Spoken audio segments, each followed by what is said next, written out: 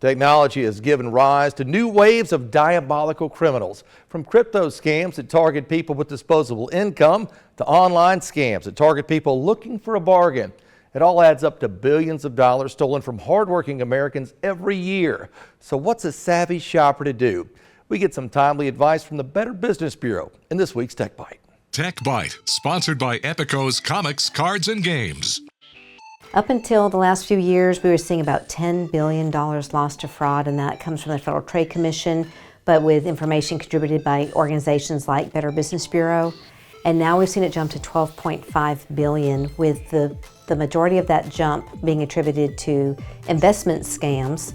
Unfortunately, the biggest party that reports these and the ones that report the biggest loss are older Americans. They do have readily available funds, typically, more so than others, but also are easier to contact by phone, which is where many of these occur, and are concerned that they're going to miss out on a big opportunity. So that has made it the riskiest scam that we've seen, especially in the last few years. But it's not the most prominent. The most prominent are what we call our online shopping scams, and those are involving our younger adults, so typically 18 to early 30s. Unfortunately, without doing homework, we find that many of these sites are being put up by someone either who disappears as quickly as they appear, or could be from another country. And then what does show up, if anything, is merchandise that doesn't look like what was presented in the ad, could be extremely inferior quality. Even if it's not clothing, if it's products, we've seen things that show up very differently than expected. A fun example might be someone thought they were getting a chainsaw for their husband, and instead they got a keychain with a little chainsaw on it. So when we look at BBB Scam Tracker, which is our site to gather fraudulent reports from our community, we're finding that many people are reporting these online shopping scams.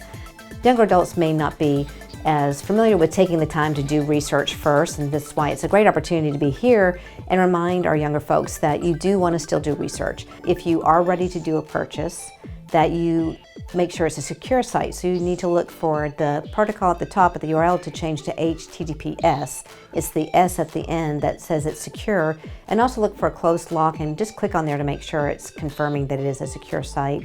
And here's one last twist. Scammers can also call you from a number that looks like it's coming from your bank.